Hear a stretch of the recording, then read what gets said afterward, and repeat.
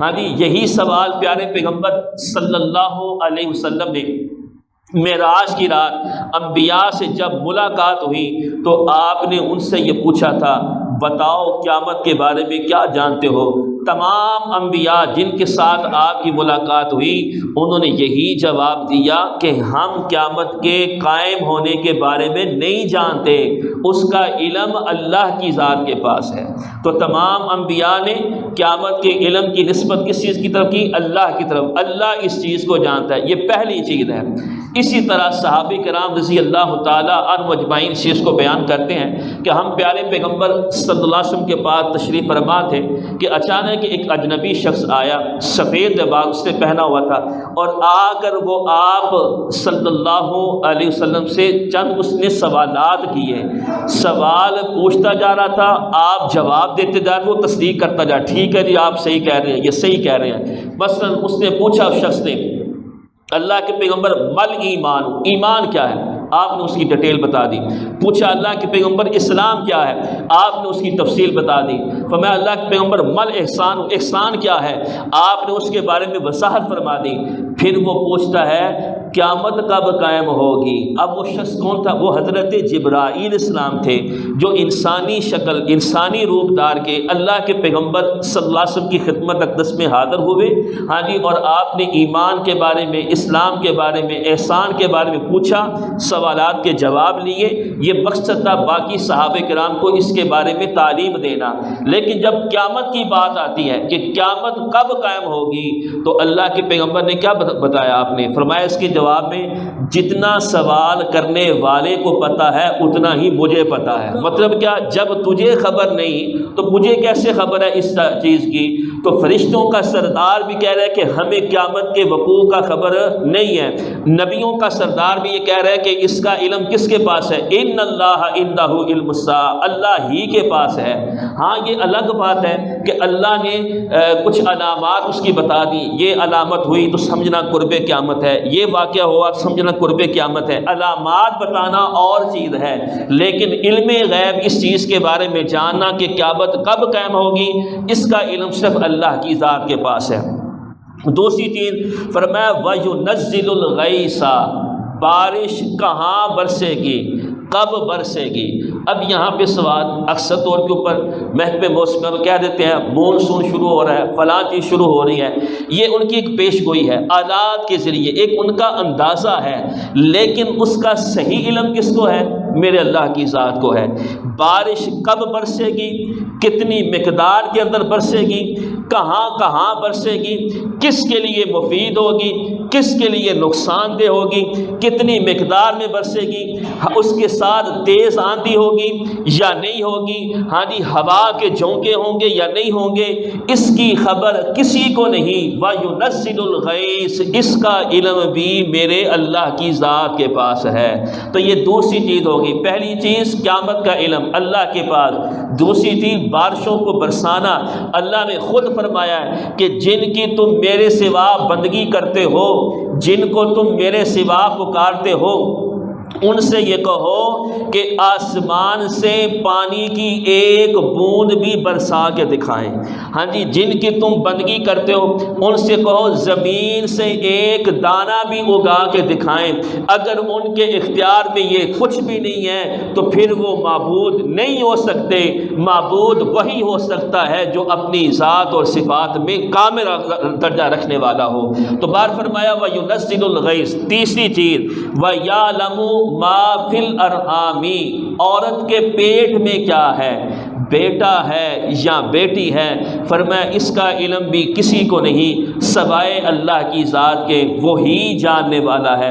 اب اگر کوئی سوال کرتا ہے کہ آج کے جدید دور کے اندر بھی تو بتایا جاتا ہے، لیکن یاد رکھنا وہ 4 ماہ گزرنے کے بعد جب اعضاء بن جاتے ہیں اس کے اندر اللہ روح ڈال دیتا ہے، ہاں جی، اس وقت اس بچے کی موومنٹ کو دیکھ کے کہا جاتا ہے جی بیٹا ہو سکتا ہے، بیٹی ہو سکتی ہے، لیکن ان 4 ماہ سے پہلے بتاؤ تو صحیح کون وہ ذات ہے کہ جو اس اندھیرے کے اندر فرمایا کیسے پانی کی بوند سے بہترین شکلیں بنا رہا ہے، کس طریقے سے بہترین اعضاء بنا رہا ہے، کس طریقے سے وہ مصوری کر رہا ہے، کس طریقے سے وہ آنکھیں بنا رہا ہے، کس طریقے سے ان کے اندر روشنی ڈال رہا ہے۔ کون ہے کہ جو زبان بنا رہا ہے؟ ہاں جی، جہاں جہاں جس عضو کو ہونا چاہیے تھا وہ بنانے والی جاننے والی اللہ کی ذات ہے۔ پھر یہ تو کوئی نہیں بتا سکتا کہ اگر بیٹا ہوا تو کتنی عمر پائے گا، بیٹی ہوئی تو کتنی عمر پائے گی، اس کی زندگی کے اندر بہاریں کتنی ہوں گی، یہ دنیا میں کتنے سانس لے گا، یہ دنیا میں کتنا عرصہ رہے گا، ہاں جی یہ دنیا میں کتنی اپنا وقت گزارے گا، اس کے مقدر میں روزی کیا ہے، یہ عالم ہوگا یا جاہل ہوگا، یہ عابد ہوگا یا اللہ کا نافرمان ہوگا، ان چیزوں کو کوئی نہیں جانتا، وہی جانتا ہے جو انسان کا خالق ہے۔ فی ظلمات ثلاث، اللہ کہتے ہیں دیکھو تو صحیح ہم کیسے ان اندھیروں کے اندر تمہاری مصوری کر رہے ہیں۔ ذالکم اللہ ربکم لہ الملک لا الہ الا ہو، لوگو یہ تمہارا اللہ ہی تمہارا پروردگار ہے۔ فانا تصرفون، تم کہاں بھٹک رہے ہو، کہاں بہک رہے ہو، کس سے امیدیں لگا کے بیٹھے ہوئے ہو، کس کو یہ سمجھ رہے ہو کہ ہمارے نفع کا مالک ہے، کس کو یہ سمجھ رہے ہو ہاں جی کہ ہمارے نقصان کا مالک ہے۔ فرمایا جب ماں کے پیٹ کے اندر مصوری وہ کرنے والا ہو، جب تمہارے بدن کے اندر روح وہ ڈالنے والا ہو، جب تمہیں کوئی بھی نہ روزی پہنچانے والا ہو، وہ ایک پہنچانے والا ہو، تو جب تم دنیا کے اندر آؤ تو تمہارا داتا کوئی اور بن جائے، تمہارا رازق کوئی اور بن جائے۔ فرمایا ماں کی کھوک پہ تمہیں روزی پہنچانے والا کون؟ اللہ ہے۔ تو اللہ کہتے ہیں لا الہ الا ہو، کوئی نہیں معبود ہو سکتا، کوئی خالق نہیں ہو سکتا، کوئی بیٹے اور بیٹیاں دینے کی طاقت نہیں رکھ سکتا، انسان کے بس میں کچھ نہیں۔ اگر یہی ہوتا پھر انبیاء کیوں اپنے رب کے سامنے آہوزاری کرتے ہوئے نظر آتے؟ کیوں زکریا علیہ السلام اپنے رب سے کہتے یا اللہ خزانوں کا مالک تو ہے، اگر مریم کو بند حجرے میں بے موسم پھل دے سکتا ہے، مجھے اس عمر کے اندر اولاد جیسی نعمت کیوں نہیں دے سکتا؟ اللہ ہی جانتا ہے، ہاں جی اس کے قبضے قدرت میں سب کچھ ہے، کسی کو کوئی خبر نہیں سوائے میرے اللہ کی ذات کے۔ تیسری چیز فرمایا وما تدری نفس ماذا تکسب غدا، انسان کل کو کیا کرے گا کسی کو خبر نہیں ہے کہ اس کی کل کیسے ہونے والی ہے، اس کی کل یہاں دنیا کے اندر ہے یا اس کی کل کسی اور زندگی کے ساتھ وابستہ ہے، کل کیا ہوگا کسی کو کوئی خبر نہیں ہے۔ اللہ جانتا ہے، جو ہمارا خالق ہے، جو ہمارا مربی ہے، جو ہماری پرورش کرنے والا ہے، جو ہمیں پروان چڑھانے والا ہے، جو جس کے قبضے قدرت میں سب کچھ ہے، ہمیں اپنے لمحے کی خبر نہیں، لیکن میرے اللہ کو ایک ایک لمحے کی خبر ہے۔ ہم اپنی ذات کے بارے میں کچھ نہیں جانتے، لیکن وہ ہر چیز کو خوب جاننے والا ہے، ہر ایک کی پکار کو سن بھی رہا ہے، ہر ایک کے حالات کو خوب جاننے والا ہے۔ تو فرمایا کل کیا ہوگا کسی کو خبر نہیں۔ جیسا کہ آپ نے یہ مشہور واقعہ سنا ہوا ہے کہ جس وقت اہل یہود کے علماء نے چند سوالات مشرکین مکہ کو دے کے پوچھے، کہا کہ یہ پیغمبر علیہ السلام سے پوچھو، اگر وہ صحیح جواب دے دے تو واقعی وہ اللہ کا پیغمبر ہوگا۔ ان میں کیا تھا؟ روح کے بارے میں پوچھا گیا، روح کی حقیقت کیا ہے۔ بادشاہ ذوالقرنین کے بارے میں پوچھا گیا کہ وہ کیا تھا، کہاں کی اس کی سلطنت تھی، کیسی اس کی سلطنت تھی۔ پھر اصحاب کہف کے بارے میں پوچھا گیا، تو اللہ کے پیغمبر صلی اللہ علیہ وسلم جس وقت وہ سوالات لے کے آئے، آپ نے کیا کہا تھا؟ کل تمہیں بتاؤں گا۔ تو اللہ نے اپنے پیغمبر کی اس ادا کو بھی کہا، میرا پیغمبر کوئی اور بولے تو بول جائے، تیری زبان کے اوپر میرا ذکر نہیں بولنا چاہیے۔ وَلَا تَقُولَنَّ لِشَيْءٍ إِنِّي فَاعِلٌ ذَلِكَ غَدًا إِلَّا أَن يَشَاءَ اللَّهُ، میرے پیغمبر کل کا کوئی بھی کام ہونا کہہ دو میرا اللہ چاہے گا تو تمہیں اس بات کے بارے میں تمہیں بتا دوں گا۔ تو 17 دن تک اللہ نے وحی کا سلسلہ روک لیا اور کہہ دیا جب بھی کوئی کام ہو اس کو اللہ کی مشیت کے ساتھ جوڑیے، کہ کہیے جو میرا اللہ چاہے گا تو میں تمہیں بتا دوں گا۔ میرے پیغمبر ولا تقولن، آئندہ جب بھی کوئی ایسا کام ہو اس کو یہ ضرور کہا کہ انشاء اللہ، میرا جو اللہ چاہے گا وہی ہوگا۔ یہ 4 چیزیں ہوگی۔ آگے فرمایا وما تدری نفس بأی ارض تموت، انسان کو کچھ خبر نہیں ہے کہ میری موت زمین کے کس حصے پہ لکھی ہوئی ہے۔ دیکھتے ہیں اکثر انسان سفر کر کر کے ہاں جی ہزاروں میل کے اوپر چلے جاتے ہیں، لاکھوں روپیہ بھی لگا دیتے ہیں، ہاں جی، اب میں کہتا ہوں یہ سوچتا ہوں یہ کیسے ہوا، وہ ساری اس کی پلاننگ، یہ ساری چیزیں لاکھوں روپیہ لگا کے جہاں اس کا وقت مقرر ہے انسان اپنے اللہ کے حکم کا وہاں پہ پہنچ جاتا ہے جہاں پہ اس کی موت لکھی ہوتی ہے۔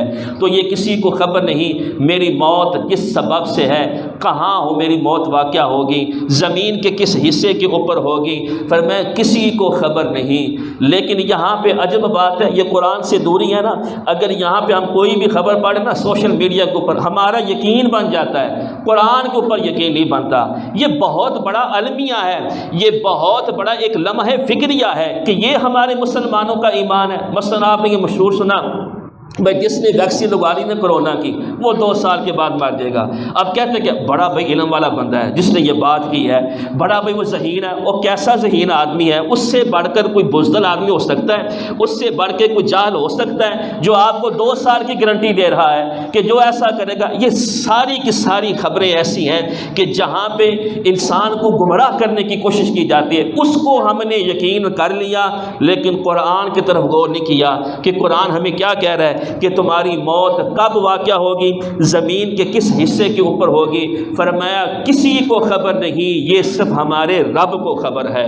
تو مومن کا یقین رب کے قرآن کے اوپر ہونا چاہیے، مومن کا ایمان اپنے رب کے قرآن کے اوپر ہونا چاہیے، کیونکہ قرآن قیامت تک آنے والی انسانیت کے لیے ہر پل ہر لمحے کی رہنمائی کرنے والا ہے۔ کہتے ہیں نا کہ خلیفہ وقت نے منصور نے یہ دیکھا، خواب کے اندر اسے دکھایا گیا، فرشتہ ملا اس کو موت والا نظر آیا خواب کے اندر۔ اس نے یہ سوال کیا کہ میری زندگی کتنی ہے، موت کب واقع ہوگی؟ تو فرشتے نے نا اس کو ہاتھ اٹھا کے یہ اشارہ کر دیا، 5 کا اشارہ کر دیا۔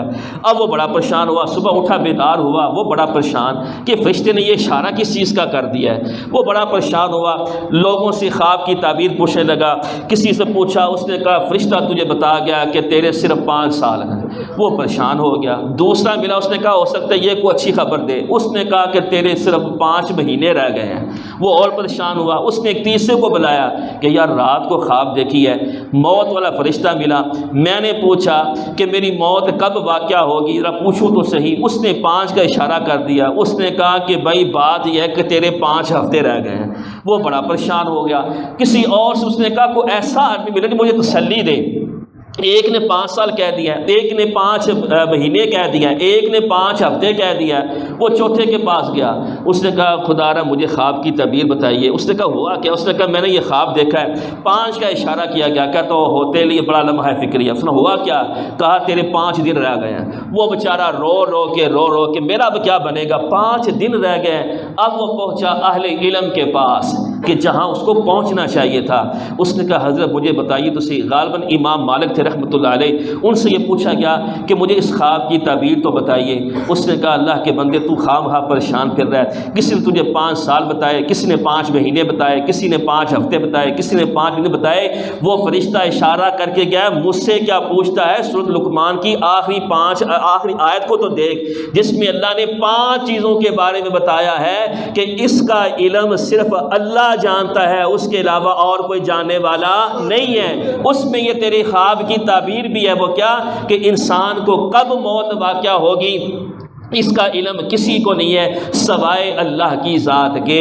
تو بہرحال یہ سارے کا سارا لب لباب خلاصہ یہ ہے عالم الغیب اللہ ہے، اس کی ذات کا یہ خاصہ ہے، اس کی ذات کے اندر اس صفت کے اندر کوئی شریک نہیں ہے۔ ہاں وہ اپنے ایک ہوتا ہے علم غیب اور ایک ہوتا ہے اطلاع علی الغیب، کسی کو خفیہ بات کے بارے میں مطلع کر دینا، یہ ایک الگ چیز ہے، اس کے اوپر ہمارا بھی ایمان ہے۔ وہ اپنے نبیوں کو چاہے کسی ایسی غیب کی چیز کے اوپر مطلع کر دے، ہمارا ایمان ہے، لیکن یہ علم غیب نا یہ سب اللہ کی ذات کے ساتھ خاص ہے۔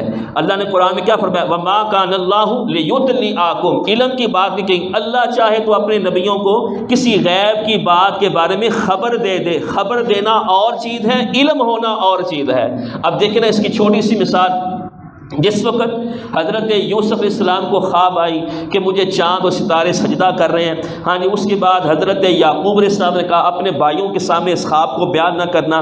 بار بھائیوں کی ایک اپنی پلاننگ تھی، انہوں نے کہا کہ ہمارے باپ کو اس کو بڑا ترجیح دیتا ہے، حسد کیا، حسد سے آگے بڑھتے بڑھتے بڑے گناہ بڑھ جاتے ہیں۔ انہوں نے اپنے بھائی کو کنویں کی طرف پھینکا۔ مقصد یہ ہے چند میلوں کے اوپر حضرت یوسف علیہ السلام کو کنویں میں ڈالا گیا تو یعقوب علیہ السلام کو اللہ نے بتایا نہیں ہے کہ چند میلوں کے اوپر تیرا بیٹا کنویں کے اندر ہے۔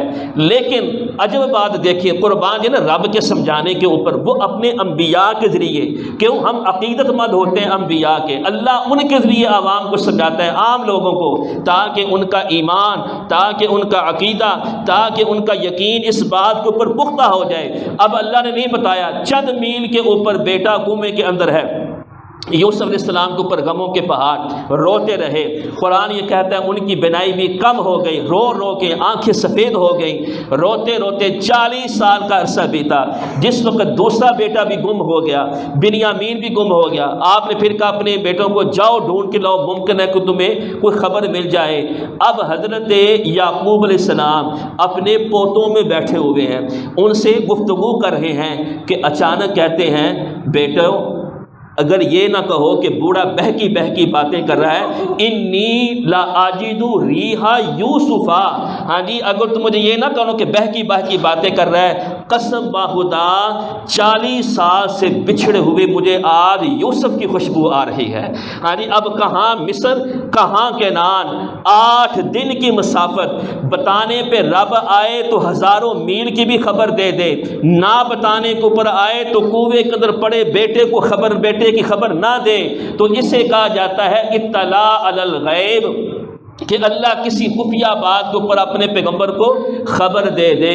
تو باقی وہ بات آپ کی درست تھی، یوسف علیہ السلام کی بھائیوں کے ساتھ ملاقات ہوئی، پھر آپ نے کہا کہ باپ کو بھی یہیں پہ لے آئیے۔ تو مقصد یہ ہے کہ اللہ سبحانہ و تعالیٰ نے یہ یہاں پہ جو 5 چیزوں کا ذکر کیا ہے، یہ نہیں کہ صرف ان 5 چیزوں کی خبر اللہ کو ہے، کیونکہ سوال کرنے والے نے ان 5 چیزوں کے متعلق پوچھا، تو اللہ نے قرآن کی اس صورت کے اندر، صورت لقمان کی آخری آیت کے اندر ان 5 چیزوں کا تذکرہ کر دیا۔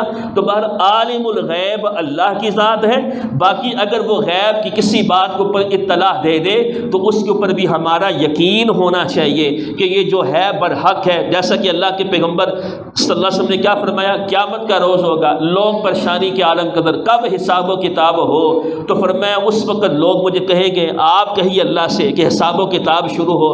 فرمایا پھر میں کیا کروں گا، اللہ کے سامنے سر مسجود ہوں گا، اور جس وقت سر مسجود ہوں گا، ہاں جی، قیامت کا روز ہوگا، آنسو میرے بہہ رہے ہوں گے، اور اس وقت میں اللہ کے تعریفی کلمات اپنی زبان سے ادا کروں گا۔ وہ کون سے ہوں گے؟ فرمایا اللہ اس وقت میرے ذہن میں ڈالے گا۔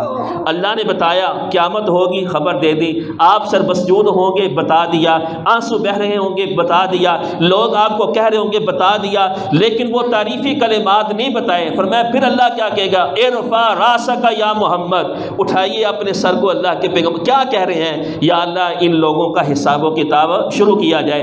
تو بہرحال یہ سارے واقعات اور یہ قرآن اور احادیث اس بات کے بارے میں واضح دلیل ہے، عالم الغیب اللہ کی ذات کا خاصہ ہے، اس میں اس کی مخلوقات میں کوئی بھی شریک نہیں ہے۔ ہاں وہ اگر غیب کی بات پر کسی کو مطلع کر دے، اسے اطلاع علی الغیب کہا جا سکتا ہے، علم غیب نہیں کہا جا سکتا۔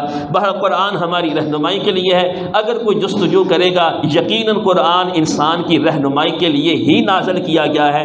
ضرورت اس بات کی طرف ہے کہ ہم اپنے تعلق کو قرآن کے ساتھ مضبوط بنائیں۔ یہ وہ رسی ہے جو اللہ کے ساتھ تعلق کو مضبوط کر دیتی ہے۔